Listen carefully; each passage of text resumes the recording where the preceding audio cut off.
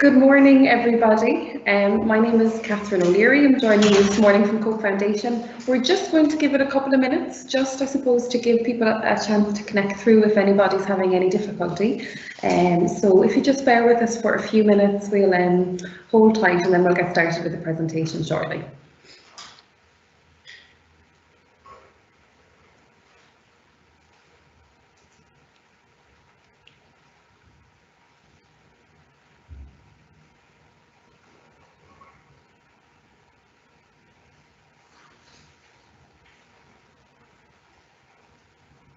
Good morning, everybody. If you're just joining us, we're just giving it a couple of minutes for people to connect up to the stream, and we'll get going with the presentation in a couple of minutes.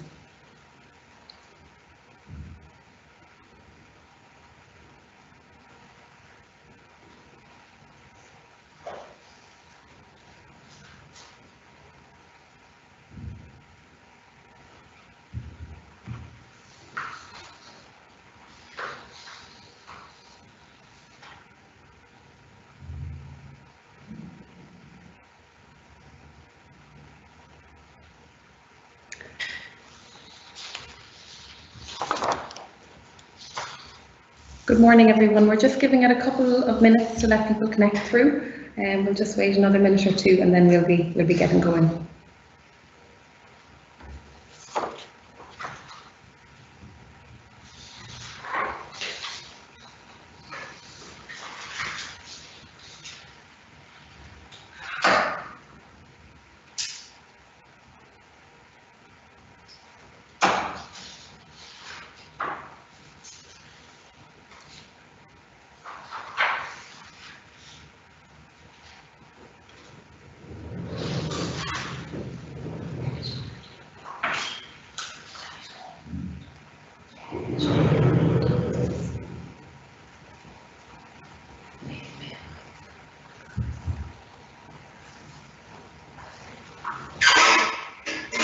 Morning, everybody. We'll just wait another minute or so for a couple of people to join through before we get started.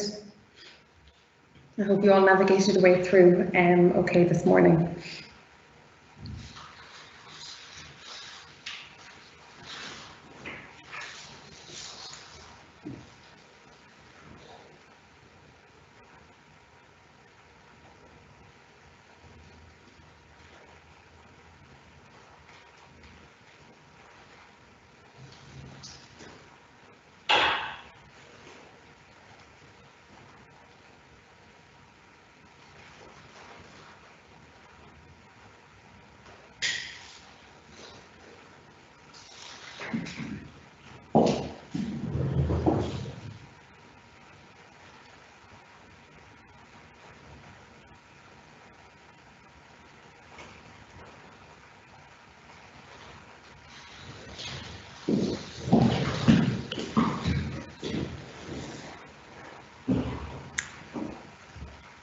Nearly there. We'll just wait until 5 past and then we'll get going.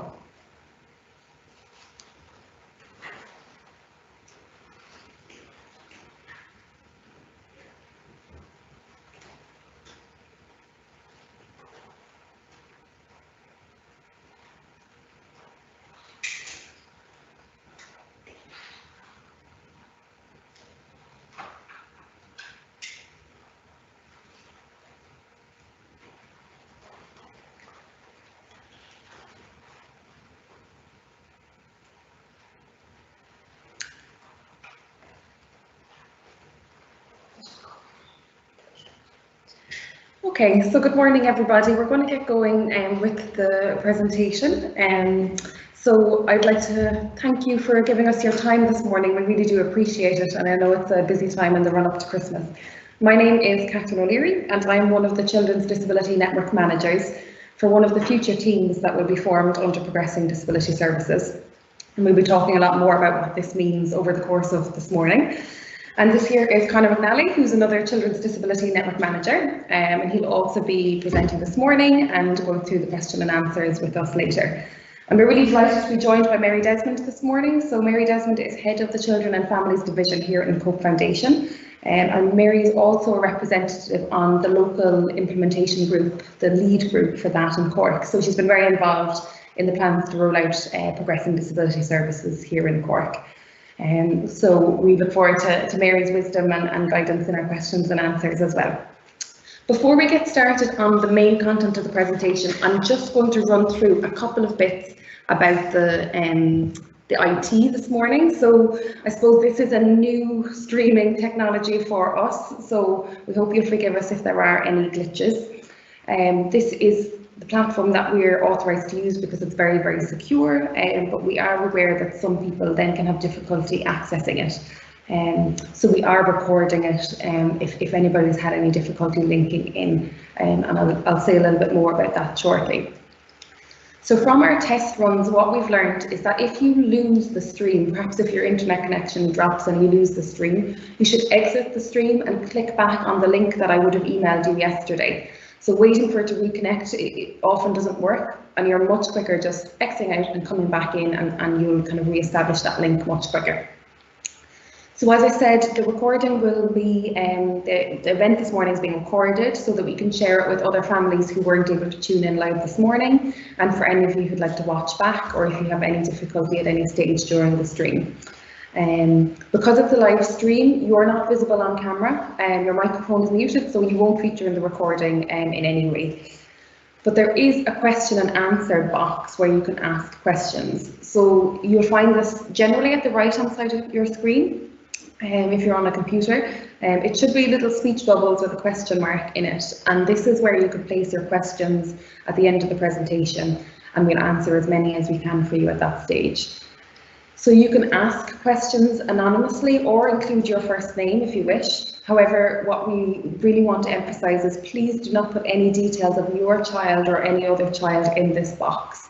And because we're recording this, we can only answer general questions this morning, so please don't put any child's details in the box. We will moderate the question and answer box, so any questions asked then we will review before they're posted to be visible to the larger group. Again, just to ensure that the questions don't have any identifying information. And if the question and answer box acts up, again, maybe clicking out of the stream and back in is a good way to reset it. So there is also a built-in delay. They say 10 to 20 seconds between us speaking and it reaching you. Sometimes I think it could be up to 30 seconds. So when we pause for questions, we might pause for longer than feels natural, just to give that chance for it to reach you and for you to get any questions back to us. If you have any difficulty accessing the question and answer box and you want to ask questions during the presentation, you can email me. So the link for today's session would have come via my email. So you can just reply with a question to that, and I will do my best at the end to keep an eye on the email as well. So the question and answer box is the easiest way, but if you have any difficulty with that, you can email that address as well. And you can always ask your current therapy team questions after today as well. So if there's something strikes you afterwards that you should have asked or you wanted to ask, you can always follow up with them. So what we might just do is just do a quick test with the question and answer box, just to make sure that many of you can access it. So if you want to have a look to see if you can find it on your screen, and maybe post the answer, just a simple question, what your favourite colour is, do you prefer red or green, let's say, so red or green. So we'll just give that just a couple of minutes just to let Connor check that some answers are coming through, and then we'll get started when we're all familiar with the IT. Yeah, I've got questions in this morning already, and a good one, so I've published them. Great, super. So some people have wished us good morning to you, and yeah, that's great to see that there's some questions coming in already. Perfect.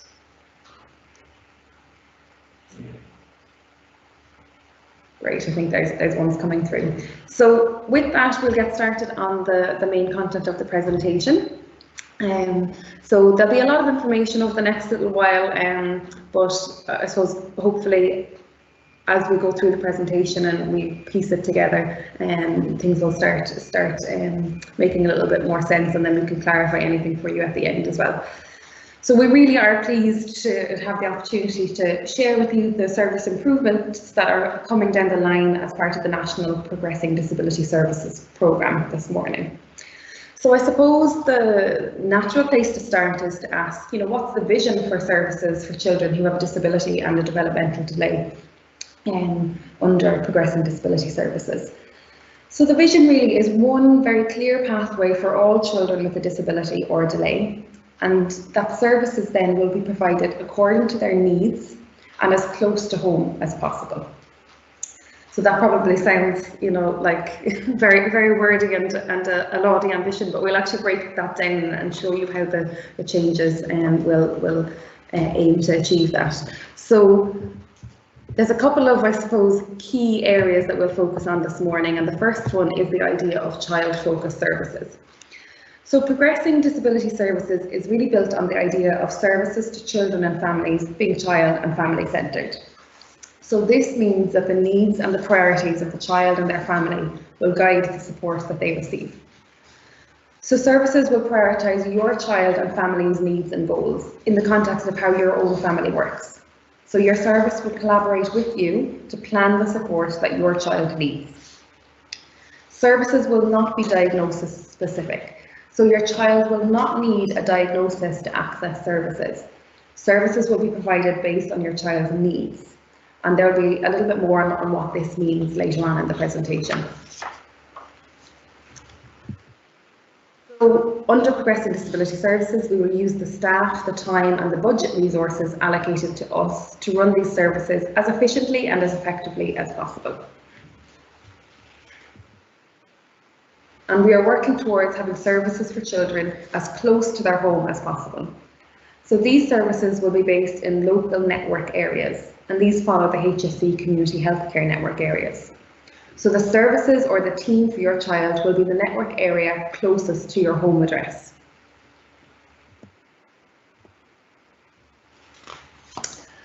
So here in Cork, all the agencies, including the HSE, Enable Ireland, Brothers of Charity, Cork Foundation and St Joseph's Foundation, as well as Co-Action in West Cork, are working together to form 10 new Children's Disability Network teams in Cork City and County.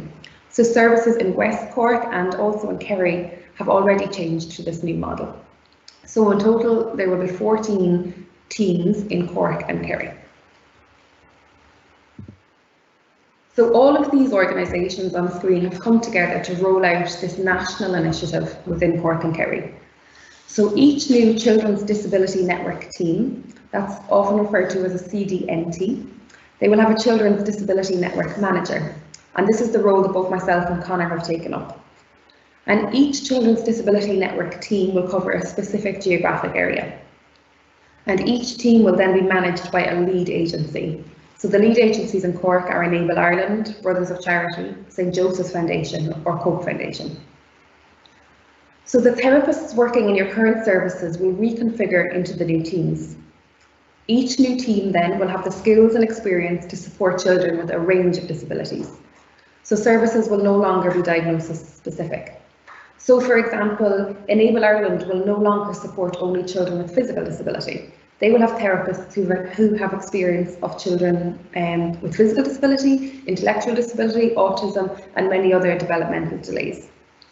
And they will support all children with complex needs in the local areas that they cover. And that's the same here in Cork Foundation. So the local geographic areas that we cover, we will support children with complex needs in that geographic area.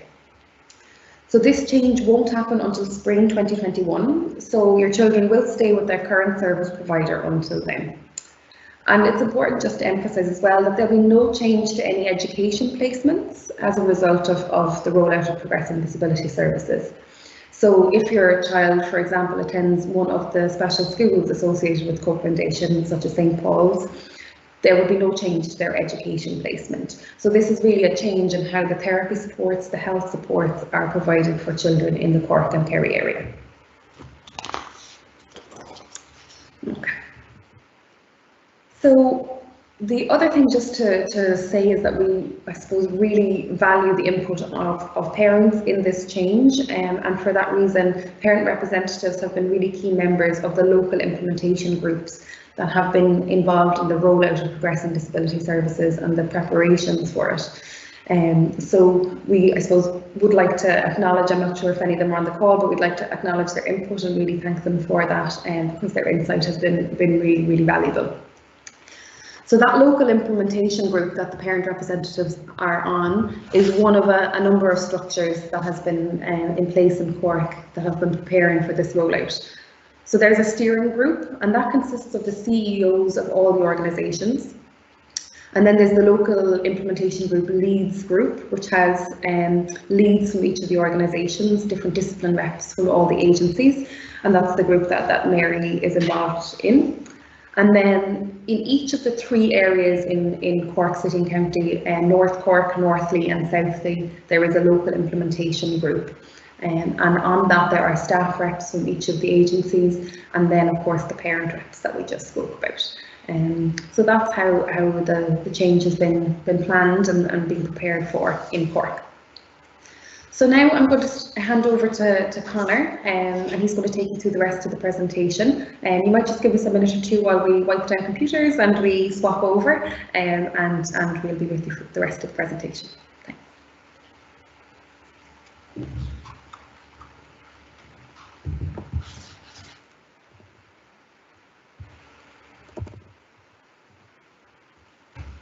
Thanks.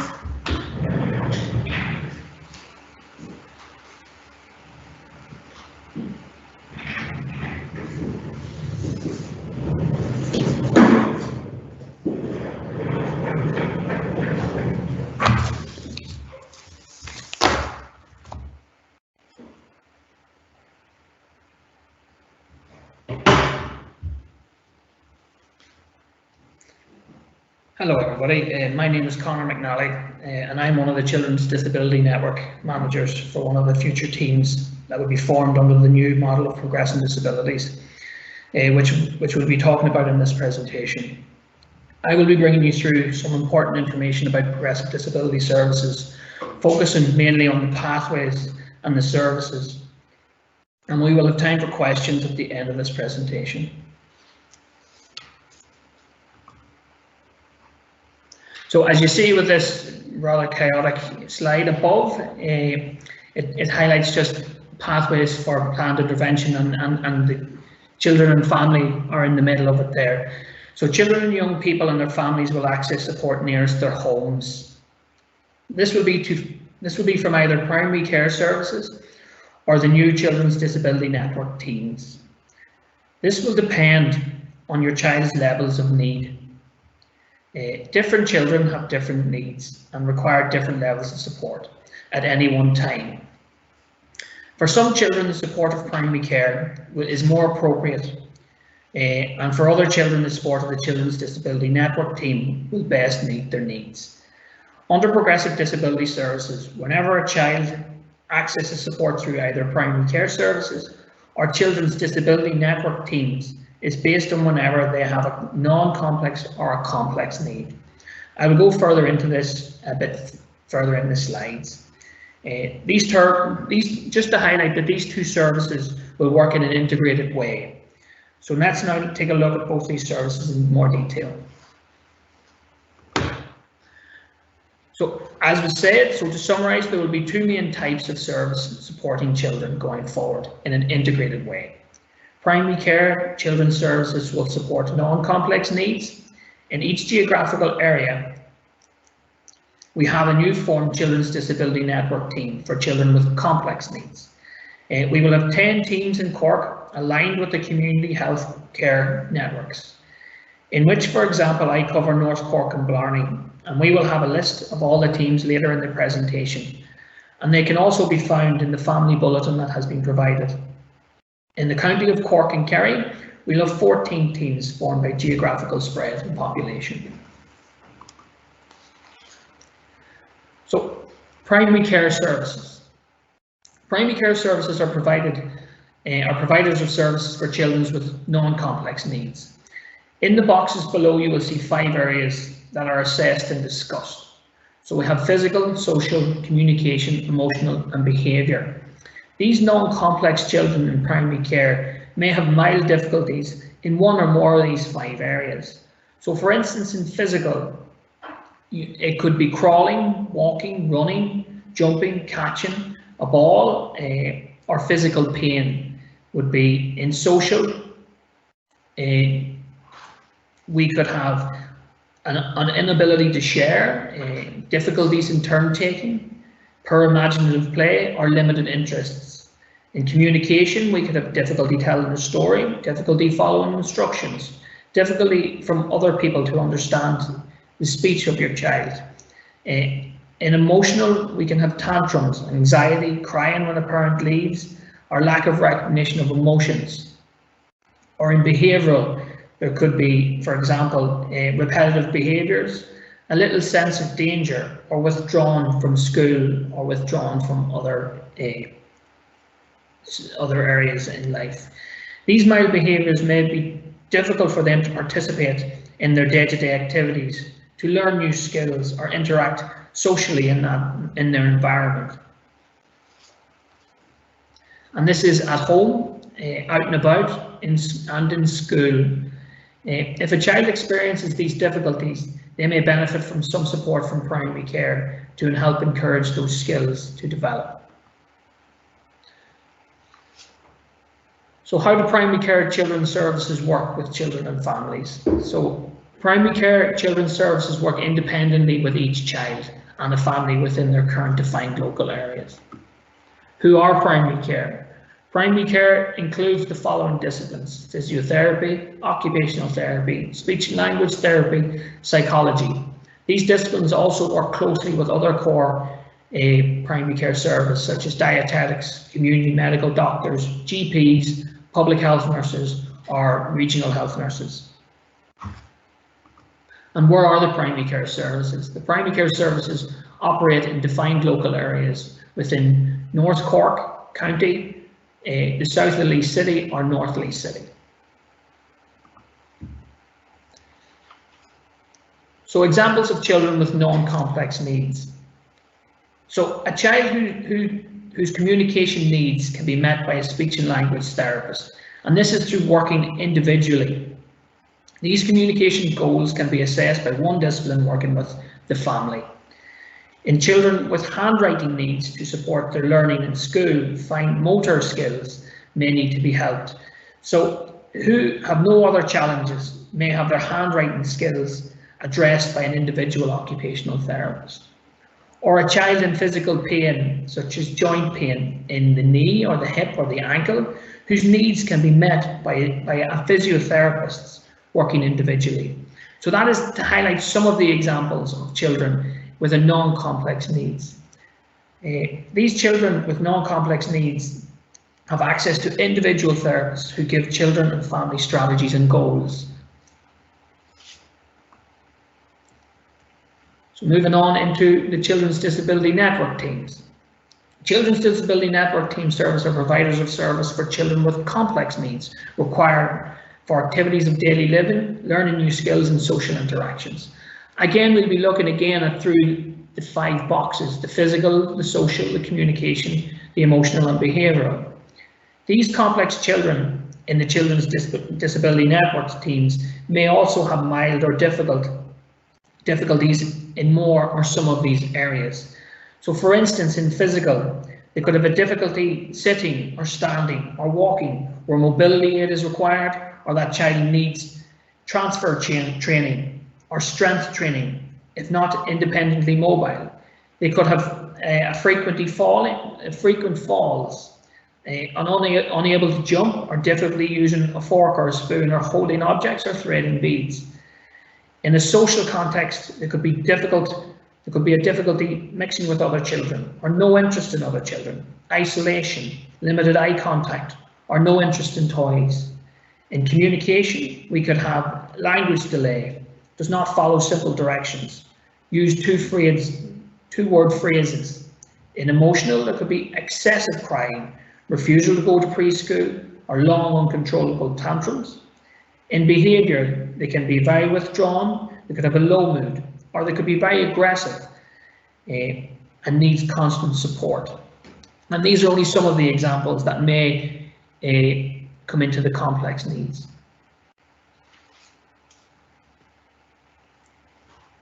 As said, if a child experiences these difficulties, they may benefit from some support from a children's disability team to help them encourage their skills to develop in an integrated fashion. So how does the CDN team work with children and families? The Children's Disability Network team is an interdisciplinary team who work collaboratively with the child and family to identify the needs and priorities of that child and family within a model of family-centred practice. Who are the Children's Disability Network teams? It is an interdisciplinary team made up of a range of health and social care professionals. And where are the new CDNTs, or where's the new Children's Disability teams? The Children's Disability Network teams operate in a defined local area. Children are assigned to the teams that is local to their home address. In the next slide, we will show the 10 areas quickly of the disability teams. So these are the 10 Children's Disability Network team areas in Cork. Your child's team will be the team in your local community area you live in and that your home address falls into. Each team will be managed by one of the agencies known as a lead agency. So that would be Enable Ireland, the Brothers of Charity, St Joseph's Foundation or Cope Foundation. The staff from each agency will be merged into new teams. This means that each team will have staff from each of the agencies who will bring their skills that they have learnt with them, ensuring that the skills your child might need are available in their local team. As stated earlier, these teams and the formed teams can be found in your family bulletin. So to look at an example of a child with complex needs, as were highlighted in the 5 sections earlier, a young child with communicational needs and additional needs on top of that, which are highlighted in the 5 areas as described earlier. So social, emotional, or play and leisure, behavioural, which may affect all areas of their development and cause functional and participation restrictions within their home and school and community environments.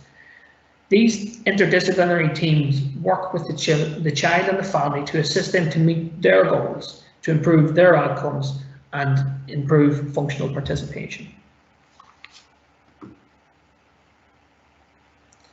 In this new, in the new children disability teams, we will be working with children with complex needs, and they will have an individual family service plan, an IFSP.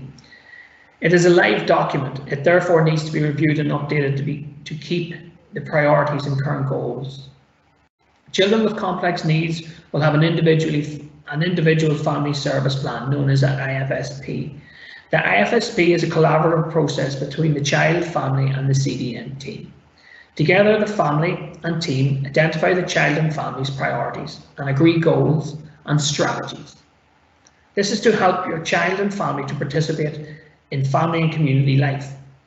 This is a recorded and written plan called the IFSP document, the Individual Family Service Plan. As discussed as well, access for children and young people to primary care service and children disability services based on the child having non-complex and complex needs. So this is an example of your child's pathway to either the primary care service or the CDNT. So children with a disability or developmental delay and their families, they will be put in 2 categories, one with a child with non-complex needs and one with a child with complex needs. If you've non-complex needs, you're seen by primary care. If you've complex needs, you're seen by the Children's Disability Network teams. You'll notice the box in the middle, the support and consultation transfer between services, if and when the child needs change. So the referral that comes in would be a snapshot in time. At that time, we would see if it's a child with non-complex needs or complex needs, and it will still follow through this pathway. And at any time in that time, there may be a situation where there will be support and consultation for a transfer between primary care services or between Children's Disability Network services. The interlinking between primary care and Children's Disability Network teams should be seamless, with some children using different services for their needs at the time of request. And below that, you will see the arrows up, so access to specialist support services as needed by children and families attending both primary care and children disability network teams. Them arrows go up, so the access support services will be provided if you're in primary care if needed, or in the children's disability network team if needed. So who will let me know about my child's change of service? Your child's current service will contact you to let you know where your child's needs will be best met. Your current service provider will ensure you that your child's relevant information will be sent to their new service provider, and the contact details of your new service will be given to you. Your child will be transferred to their new service based on their current needs and your address. And we will be letting you know in spring 2001 where your new service will be. My child attends the Children and Adolescent Mental Health Services known as CAMS. Can they still receive services from primary care or Children's Disability Network team? If your child is currently attending CAMS, they will remain with CAMS. They will also transit on a referral basis to their new service. If it's a non-complex need, it will be primary care. If it's a complex need, it will be your Children's Disability Network team.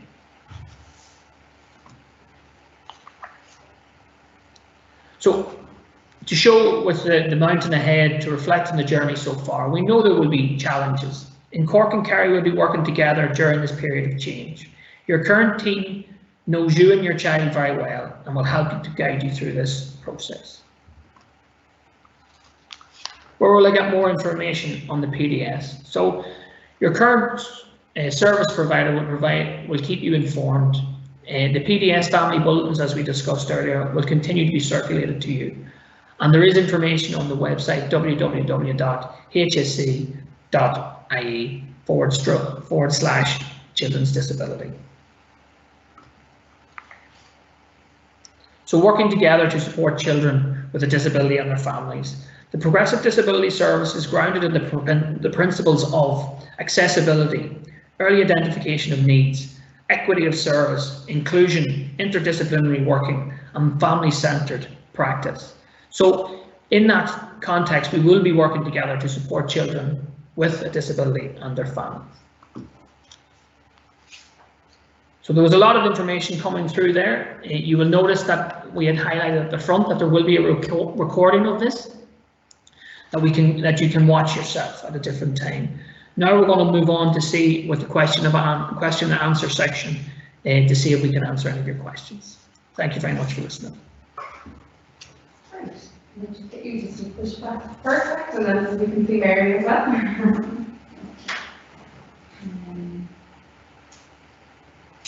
Lovely. So thanks so much. There's been quite a few questions come through already, so I've noted down a couple of key themes that have been coming through. So we'll go through them. I'll do my best to keep an eye on ones that I want to start coming through now as well. If we don't get to answer them all, we are able to download a list of questions and answers after this. And what we'll do is we'll look at any ones that we weren't able to touch upon and then post written answers to those with the recording of the videos, just to flag that to you that if we don't get to your question today, we will make sure that it is answered. So the first question kind of area that has come up is about, I suppose, assessing that complexity and how decisions have been made about whether a child is complex or non-complex. And in particular, a question, for example, will intellectual disability or Down syndrome or arthritis, for example, mean that a child is seen as complex? Would either of you like to go with that one? In the case where like juvenile arthritis was put forward, the one thing that we'll be looking at is if there is a service within primary care, and can that be dealt with in relation to pain on that one incident through primary care, or will it be a more complex need where there is a more rounded approach needed from teams, interdisciplinary team approach to so if there was a need for occupational therapy, physiotherapy and other services together to form a strategy and goals around that area as an interdisciplinary team would be my case of where someone under that diagnosis will go. Is there anything else?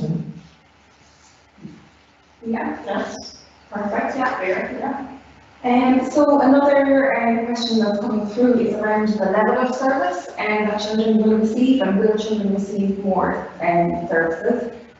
So I suppose the overarching kind of principles around progressive disability services is that we're trying to make the services that children receive much more equitable. And so we're very aware that in the past there's been huge variance in the amount of support that children have received, maybe based on the diagnosis that they have or based on the service that they've accessed.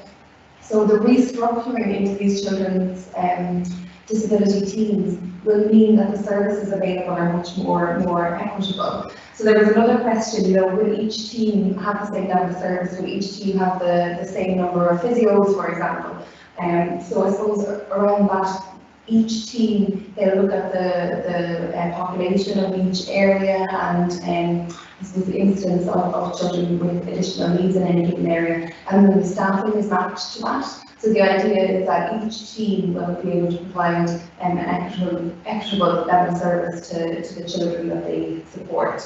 And each team, no matter which lead agency is over the team, be it Cork Foundation, or Charity, in Ireland, St. Joseph's, each of those teams then will operate under the same clinical governance and intervention models. So there'll be a very consistent approach to how children are supported in the whole Cork area, and this is a national configuration as well. So the idea is to, I suppose, make services much more equitable. So it's very hard for me to say right now whether your specific child will receive more service, but I suppose it's trying to ensure that we're going to be realigning the services to make everything much more equitable for families.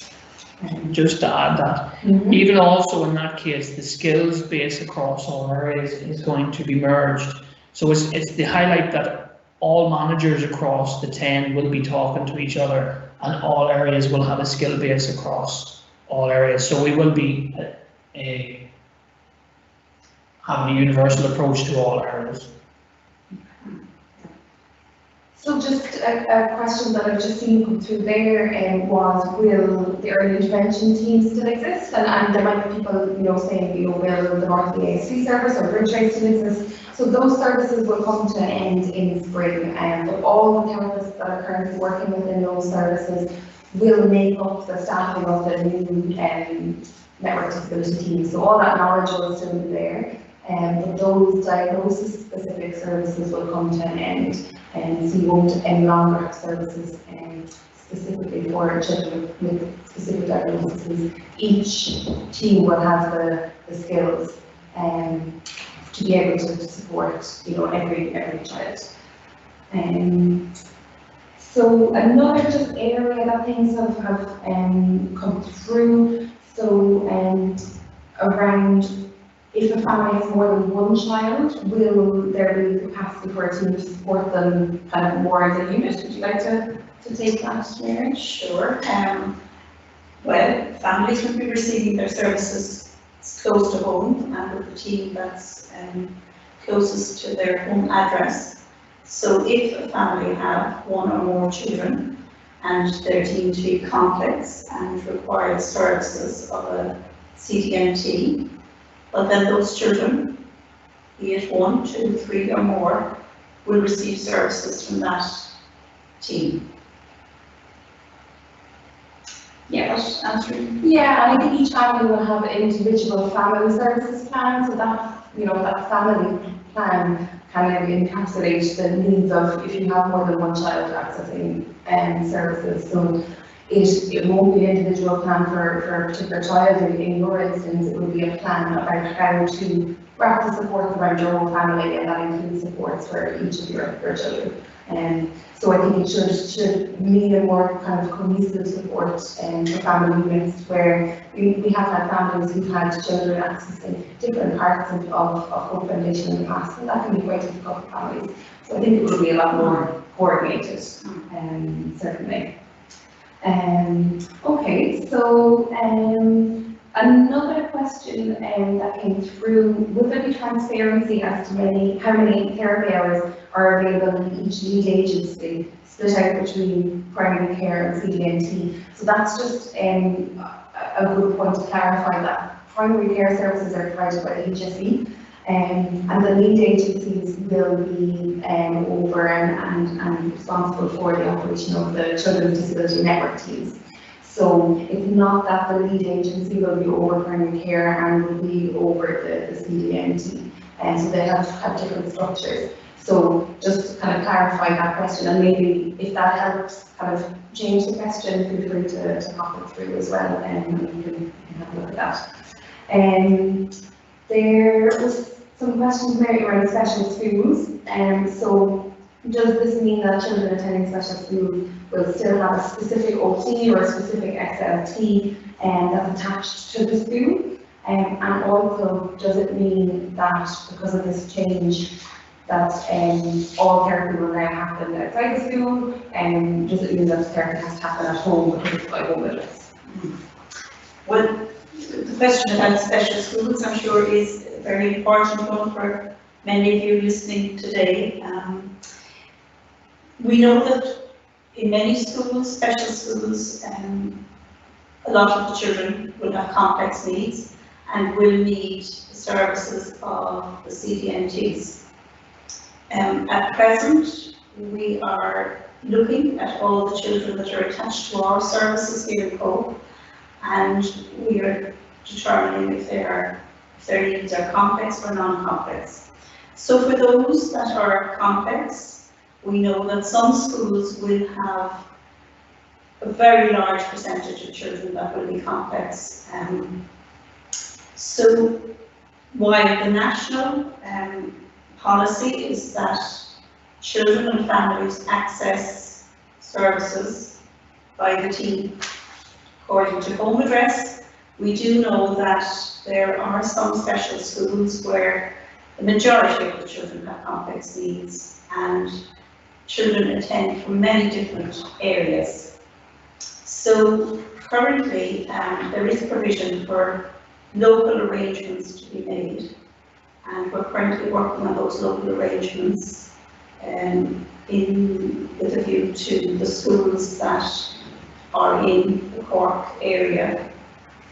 So we will certainly let people know the information about where their child will be accessing services as we get closer to the springtime next year. So in the next weeks and months, we'll be giving you more information on that. And I suppose the change of model will probably change how therapy supports are structured, but you will still have named therapists within the team. So you might be used to having named therapists within a particular school, but you will still have your therapist, you have a key worker within your team. So you'll still have a close relationship with a therapy team that is supporting your child.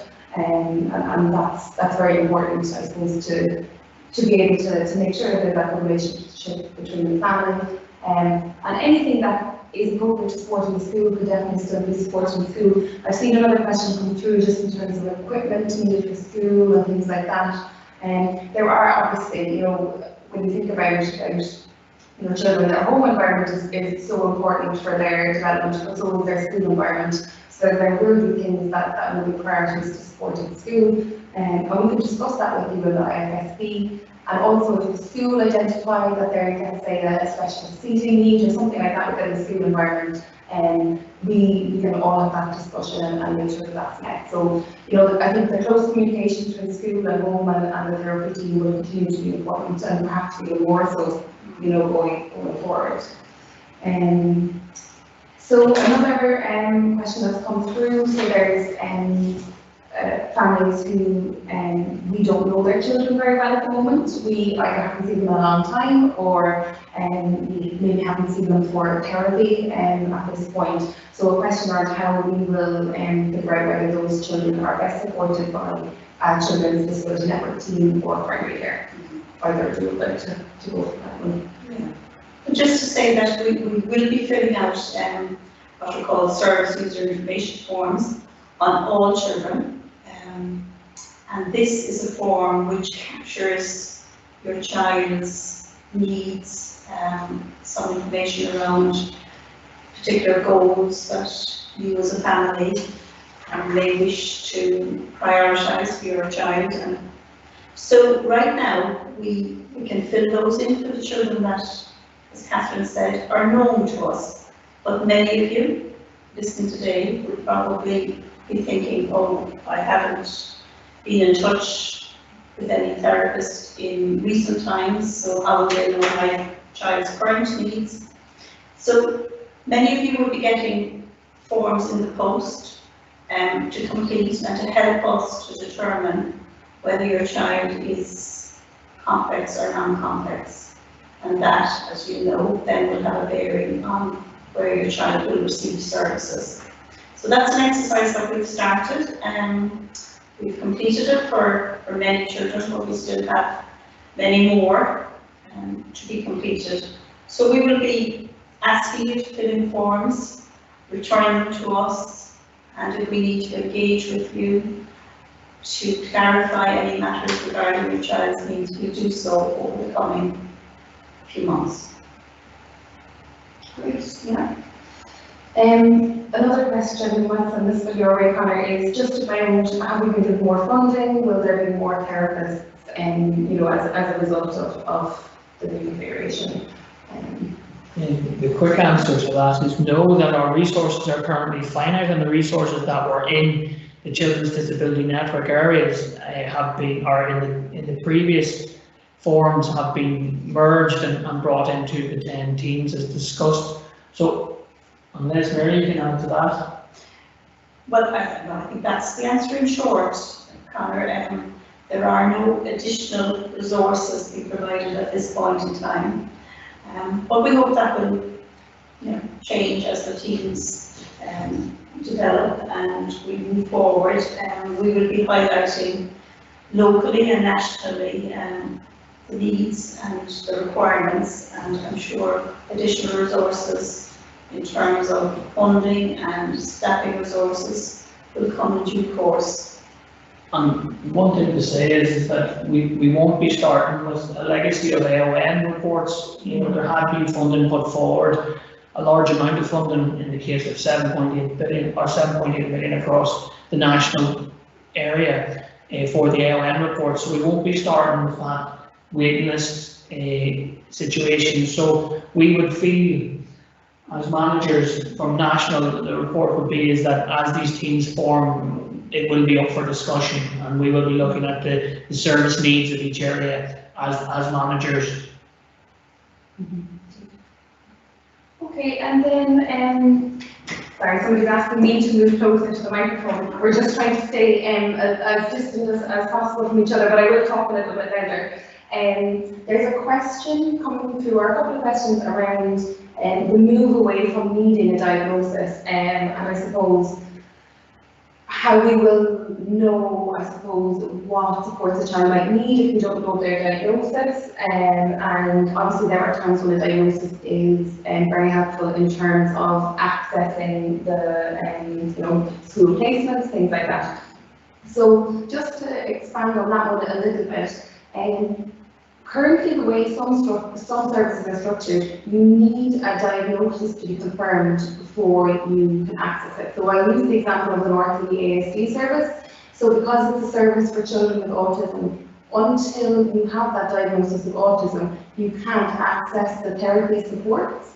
And that obviously places families in really difficult situations because they're waiting for the support that they need right now.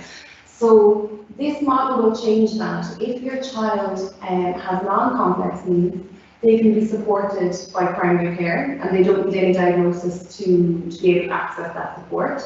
If your child has complex needs, even if we don't have a diagnosis that maybe can explain that right now, they can still access a Children's Disability Network team.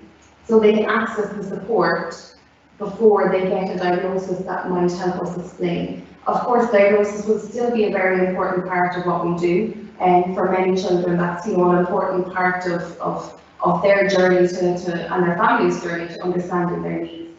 So diagnosis will still be something that's done by the teams when that's appropriate. But I suppose the change means that you won't need that diagnosis to start accessing help. So we hope that that will be a big improvement for families who are oftentimes caught in a limbo at the moment. And so diagnosis will still be important, it just won't stop people accessing services. So hopefully you can hear me okay there. A question then, which I might send your way, Mary, around adult services. So what happens when a child is approaching that age under the new model? Well, all young people that are moving into adulthood that are known to us and currently accessing services, we're very aware of them, and we have all the paperwork prepared and ready to go wherever it may be needed. Many of you will know that children that might be currently going through the Northleigh ASD service and accessing services there, as soon as they're approaching their 18th birthday and about to leave the services of the Northleigh ASD service, we engage with families and we help in whatever way is required. Maybe a referral to a service such as Aspect, which deals with young people with a diagnosis of autism. It may be that letters are required for people to access other services. It may be an assessment in terms of accessing some of the resources that might be available for people with such a diagnosis at very level. So, just to answer that question, we'll continue to prioritise people that are moving into adulthood and ensure that the paperwork is prepared and that people can transition into whatever services are most appropriate for them. Great, thank you. So I suppose some questions coming in around whether a new referral will be required to access the teams, and also I think some connected questions around I suppose a bit of frustration for families that they're often asked to fill out new forms, new referral forms, and why we need to ask them to do that again when there's obviously a lot of information on file.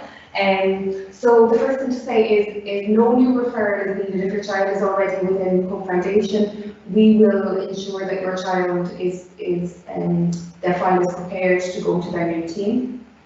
The reason why we're sending forms to some families is because we don't have, while we have a lot of historic information about your child, we are very aware that children's needs can change from time to time. So we just want to make sure that we have up-to-date information about your child. So, for example, we might have last had contact with your family a year ago, but COVID has happened in the last year, and that might have been, a significant stressor for your child or family, and we might need, I suppose, to be able to incorporate that new information in. We don't want to make recommendations about your child's next service based on old information. And I suppose what I would say to families is when we send out those information forms, if you're a family that we're gathering some extra information from, we will have a lot of information on file, but it's very much, what we would really appreciate is any particular information that's good for us to know about your child, particularly since we've last seen them. And that's the reason why we just want to make sure that we're making a really informed recommendation for your child, and that we have all the information that we need. The other aspect to add to that is in the talk we talked about a snapshot in time and the move to family, the individual family service plan. So it is the family that's a partner of us that is working for the goals of the child. So at that point we just need further information in relation to the decision making for the complex and non-complex needs of that child at that time, and the goals and the strategies of that family to be able to provide the service. Great. Thank you for all the questions that are coming in. I'm trying to keep on top of reviewing and publishing them while also reading questions, so thanks for the patience. I know there's a few there to still review. Okay, so a couple of questions coming through just around, you know, my home address is in a specific area in Cork, which team will I fall into? I suppose without your specific address, I couldn't, you know, answer that for you today. But your current service will inform you, so just to reassure you of that. So your current service will be starting to look at each child, look at their address and figure out which catchment area they'll fall into, and that will be communicated to you in very good time before this change happens. And so you will know your next service and who the manager is and the contact details well before that change happens. Questions about respite, will there be changes to respite? So respite, at the moment there's no current plans to change respite. There is a group that's going to look at respite just to make sure that it's really well planned as the model of service changes. But at the moment there's no current plans to change respite. So what the respite that you currently have will continue, and if there are to be any changes, that will always be done in consultation with your family. So you know there will be any discussions with you about any changes that would happen. But at the moment things are as they are with respite. Okay, let me just have a look here. Another one that I can throw your way. So a question around the early intervention preschool, Mary, around, I'm thinking that might be Rainbow Lodge, just around what the future for that one will look like. Yeah, but services remain as they are for the present. We will be looking at provision of specialised preschools as we go forward. But, for example, if people are talking about their children attending a particular special preschool currently, well, those children will now all be linked with a particular CDNT, and the main services for that child will be delivered by that team. I hope that answers the question. You might be asking about the future of preschools, and we know that there's a lot of provision made for children to attend mainstream schools, the mainstream preschools, and they can access AIM resources. So we work closely to ensure that if a child can attend a regular preschool and needs additional resources, that we can assist the family to access those. Great, lovely, thank you. I'm just trying to, if there's queries that are coming through that are specific or maybe outside of our area of knowledge within COPE, just trying to send people some individual replies at the same time. Okay, so let's just have a quick look at what else we have. Questions around how long it will be before families will be picked up if they're coming into a disability team. So the thing to say to you is that the first step for all families will be ensuring that we have an individual family services plan for your child and for your family. So that would be the first step. And that would be the main priority, to meet with each family, set your goals, and then plan how to meet those goals over the course of the following year. So we'd hope that we'll be meeting all families, you know, in the first few months of the new services. So that would be the first step. It's hard to answer questions around, you know, specific timelines for your child accessing specific services without us first sitting down and figuring out what those goals are and what the best way to meet those goals will be. So hard to answer those questions specifically on a general platform, but all of that will be teased out with you at that individual family services plan, where we'll get to hear from you, I suppose, the things that are going well and the things that you feel you need support with at that time. Okay. A couple of questions earlier around the parent reps on the local implementation group and how people can contact them. I don't think the parent reps, you know, have signed up for their information to be widely circulated.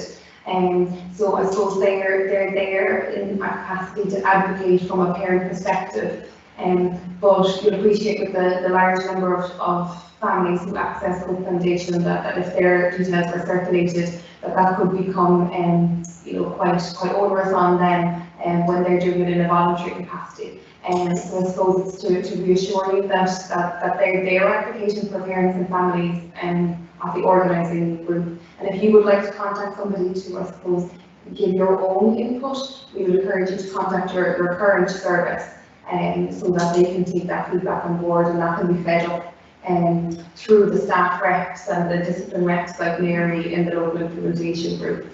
I think that's the safest way to do it, and so we're very fortunate to have the support of those parents, and we don't want to overwhelm them. What do you think? Absolutely. But I do think if anyone listening, and perhaps some of our parent reps are listening this morning, if any of you have particular questions or queries and you want to address them to the parent reps on the league, the local implementation group, please do forward them. We have a meeting actually tomorrow, so we can have it on our agenda to discuss. And if there are particular contacts or questions or ideas on how information may be shared or circulated, whatever it might be, just let us know, and we'll bring it to the league tomorrow, and we'll discuss with the parent reps who will be in attendance. Yeah.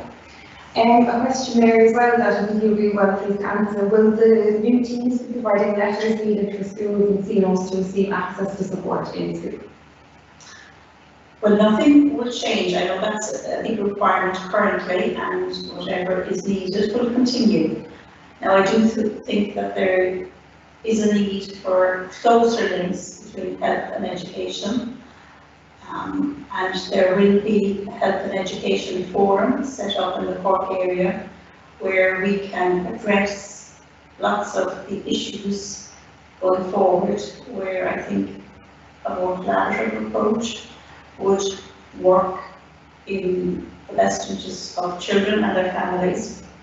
So just a simple answer is, right now, whatever is required for special school or special class or SNA provision, whatever it might be for, let's say, September next, we continue to work through those. And if any children are on waiting lists for particular, for example, cognitive assessments that are required to access educational placements, in years going forward, we currently, in North VASD, have a list of children that might need cognitive assessments in 2022, because we know that's when they will be commencing their schooling. All that information will transfer to the team where that child will be accessing services. So I think just to rest assured that we'll continue to do what is required, and then when the new teams are in place and your child is accessing services there, you will have an opportunity to make sure that whatever is required is communicated to that team. Great. Just having a look through here. So we had one. Yes, so if a child needs more than one therapist, for example SLT and OT, but have mild needs in these areas, would that be a CDNT team due to having more than one therapist? So I suppose for each child we'll have to look at their needs and strengths in a little bit more detail, but just from a general perspective, if a child has mild needs, they will be supported by primary care services. You can access more than one primary care service at a time. So you can access primary care speech and language therapy and primary care occupational therapy. If a child, I suppose, has needs across a number of different areas, but they are, I suppose, having more of a significant impact on their day-to-day functioning, at that stage you'd be looking at the Children's Disability Network team. But if it's mild needs, it's not really down to mild needs and number of therapists. It's I suppose you can access more than one primary care service at a time if that's what's most appropriate for your child. Okay. You just bear with going to try and make sure that we have answered most of the general areas, and I can see that there's a few more still coming in.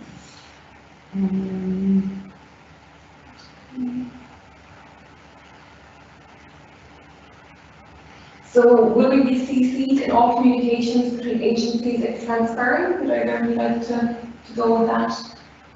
Would families be CC'd in any information? Yeah. Well, families would certainly know what team their child is attached to.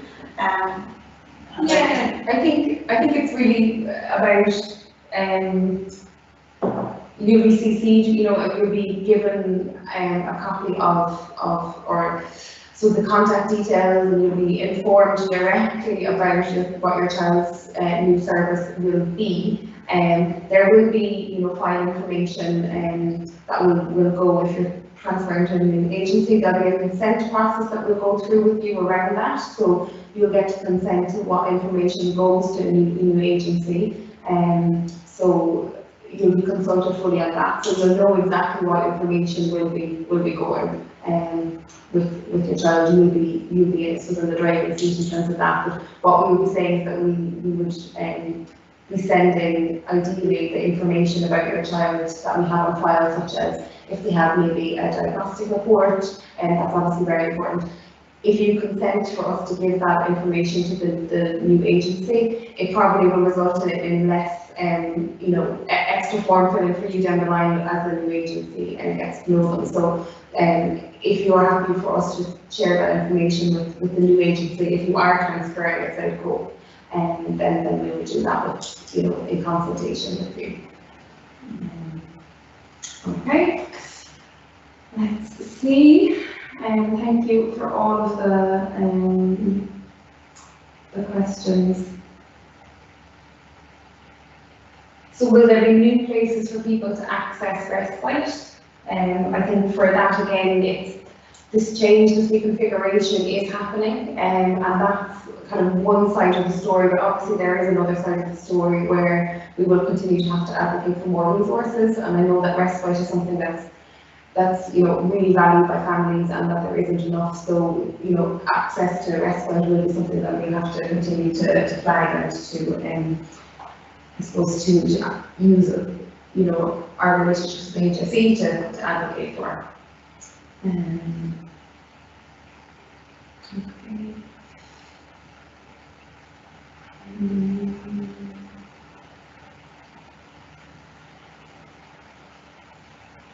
So there's a question, will there be a similar presentation for adult services soon? So adult services won't be changing, so this is a change to how children's therapy services are being structured and delivered. So it will be for children up to the age of 18 or to the time when they leave secondary school. Adult services will be remaining the same, so they won't be changing.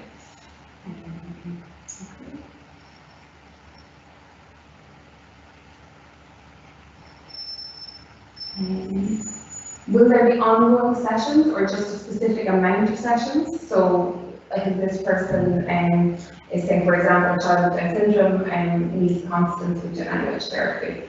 So do you want to chat through the IFSPs and how the intervention will be planned with families, maybe? Yeah, as you said at the start, the goals of the family and the family service plan, the goals and strategies will be put forward at that time. So that will be a negotiation between yourself and the team that is there of what needs are current, and if the strategies are dealing with the situation for that need at that time.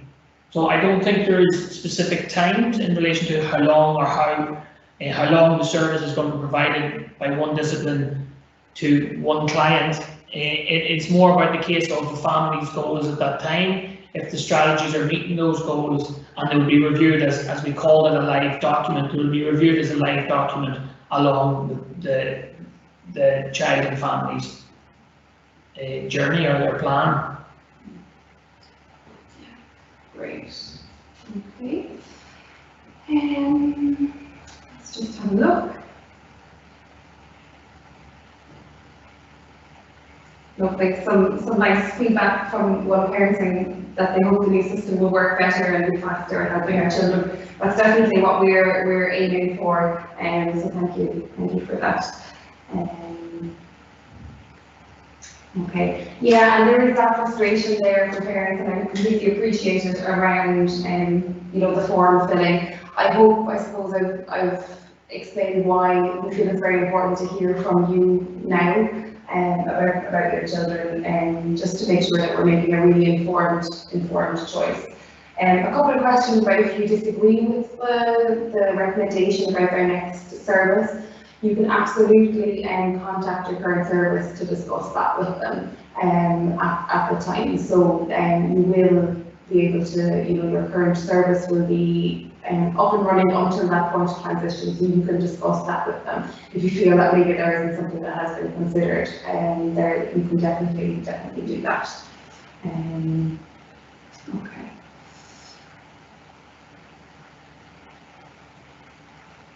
Okay, so thank you. Another thank you message.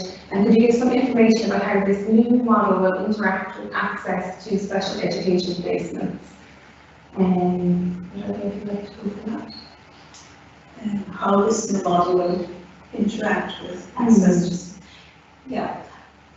Well, people will know that currently we have close contacts with CNOs who are key to children's special educational placements. We work closely with them. No doubt that will continue into the future, and as I mentioned in response to an earlier question, there will be a formal an education forum in the region where some of the more key decisions and issues that are arising can be discussed and plans put in place. So I don't see any change immediately. If children education require particular recommendations from staff in health settings around special school placements, and we'll continue to do that. I don't see any change for the foreseeable future, but if things need to be improved and streamlined, I think our Health and Education Forum would be a place where those matters can be discussed and decisions made.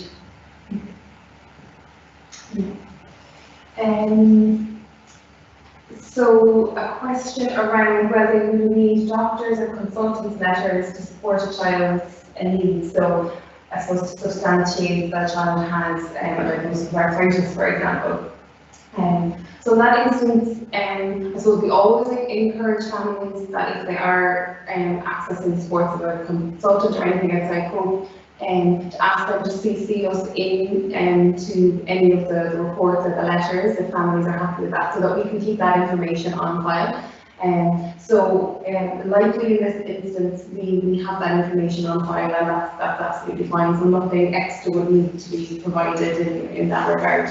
And if there's any queries, so if the team that your child currently accesses is going through your child's information and they have any queries, or they feel that there is something missing, they will reach out and contact you on that. So to make sure that they have that full file information. Okay.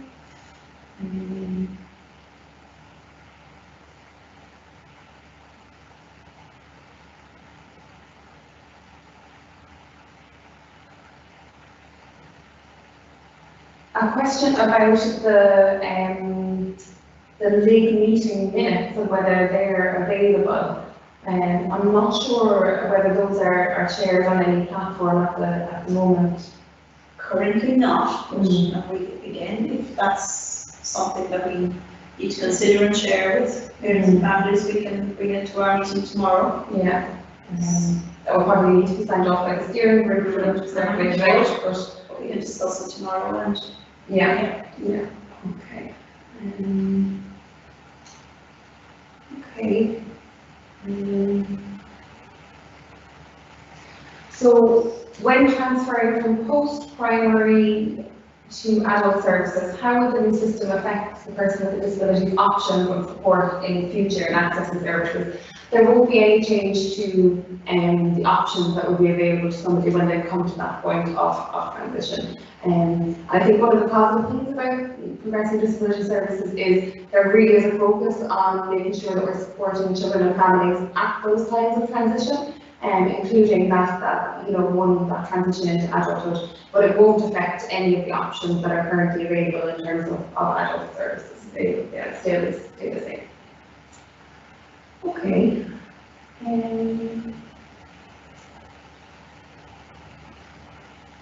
So I think that is the major topics. I know there's a number of people that I've replied to individually around a few bits and pieces, and there are a couple there, but they kind of touch on things that we've already discussed within the question and answers. What we will do is we'll download the question and answers, go through it, and if there's anything that we didn't manage to go into in enough detail this morning, when we publish the recording of the session, we'll publish kind of a written document next to that addresses those.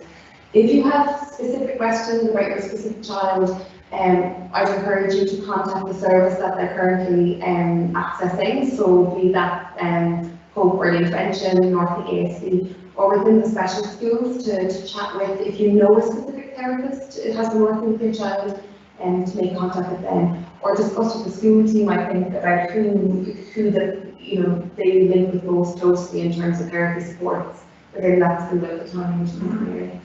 I think so, and if there are any particular questions that anyone has and they just don't have a contact person, I'm happy for you to link with me. Yeah, absolutely. And you have my email address from sending out the invitation, so if you need somebody to point you in the right direction, absolutely, and come this way.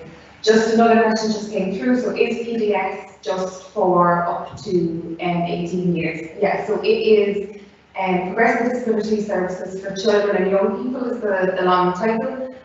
So it's for young people up to the age of 18 or when they leave secondary school, because obviously some people will stay in secondary school and maybe close to their 19th birthday. So it's up until that point of transition to adult services. So just to clarify that one for you. Okay. Oh, and just another question coming through here, a very good question. If we transfer to another agency and we have equipment from one, do we have to return and get the same equipment from the new agency? Do you have any more specific information on that? My understanding is not. Yeah. I said not, no. I mean, we don't want any difficulties like that. And so if a child has particular pieces of equipment and they've been issued by another agency, I think this is a family-centred approach. The child keeps what his or her equipment and transfers it. Would you think, Conor? Yeah, the information that would be passed over in relation to equipment, when there's equipment with a family, would be the service and equipment more than anything else. So we would be finding out when it was last serviced and if it needed to be serviced again, and that would be done normally through the RAG order if the service had to be done, a RAG request, a regional appliance group request. So that would be more where we would see the linkage needed is for servicing, but not in relation to removing equipment from a family home due to the fact that you're moving team or moving service. That wouldn't be. Yeah, yeah. And just another one that I've seen there. So somebody saying that their child has received very little intervention, and they feel that the two main issues are staff retention and then also time taken up with admin duties. I suppose, were there any plans to address either of these roadblocks? I suppose staff retention, there is always going to be a certain amount of staff turnover, and that's, I suppose, the nature of any workplace, but also when we're, I suppose, we've got lots of maternity leaves and things that we have to manage internally. So there, I suppose, we try and keep staff teams as consistent as possible and respond and react and fill any gaps in service as they arise and as quickly as possible. In terms of admin duties, that's always something that we're trying to streamline and keep, I suppose, as streamlined as possible. I think lots of the admin associated with the assessment need will start to reduce once this model gets up and running. I think that will hopefully unlock more time for intervention is something that we hope. Is there anything else either of you on retention or admin? No, I think you've covered it really, Catherine. I mean, they're the main points. It can be very frustrating, I know, when therapy staff or clinical staff change. But I'm afraid, I don't know easy answer to that one. We just do the best we can to try and keep teams as consistent as possible. Yeah, we would hope with the improvement in the access to the services that would streamline the case of and make our staff happier to retain them for longer, and then it would also help with the waiting times. That's what we would be expecting. Yeah. A really great question just came through there, which I think is important to answer. So what if your child is in 2 services? So my son has been with Enable Ireland and with the Northern ASD service. So which service will make the decision on which service he needs, and I think that will need to be done in consultation between both services. So if there's children who are accessing 2 services at the moment, we will have that noted on file. And I think it's a really good one for us to just keep in the top of our heads, and that when it comes to I suppose, looking at any child's information who's in that situation, that communication and linking between one key therapist, for example, in one service and the other, so that a joint decision can be made. That's a really good question. And I think also hopefully this model will be really good for children who have been straddling 2 services because of them being quite diagnosis led. The one service to support your family and can support your child with all their needs. So I do hope that it will be a positive change for you, but we'll link in with the other service in those cases. Okay. Another great question that they're coming through thick and fast. Will kids still be able to access paediatrician clinics when the change takes place? Yes. So plans are currently being worked out in terms of the paediatrician clinics, but your child will still have access to paediatrician clinics, and we will, be ensuring that your child stays with the same paediatrician and that they have a current relationship with. There's obviously just a couple of logistics issues in terms of kind of working out how the clinics will be managed internally and the admin around it. But from a family's perspective, your child will still have access to the paediatrician clinics, absolutely. And any appointments that you'd be expecting to come up for that will be managed within the change. Okay, so we leave it there, and as I say, if there is anything that we haven't managed to get to, we will just make sure to review that and put something down. The presentation, we're just going to link with our IT and with our website team. The link that I would have put with your link for this morning session, the link to the Cork Foundation website, is where ultimately we will post the recording of the video. So you'll be able to click back through, and feel free to share that with any other families who know that I have been able to access it. And we'll send the word out as well once that's ready. So thank you all very much for this morning. Would anybody else like to sign off? Yeah, thank you very much for all the questions and for coming and listening. Yeah, similarly, thank you all. Very good questions. We hope we've answered them as best we can. And as Catherine said, we review them now again, and if clarity is needed or other answers are needed to questions that maybe were particularly didn't touch on, we'll do so. And do feel free to make contact if you have any specific queries. We encourage you to go to your current therapy staff, providers, but if that proves difficult, as I said earlier, do feel free to contact me and I'll try to answer your questions. So thank you for your attention. Thank you, everybody. Thank you. Very happy Christmas.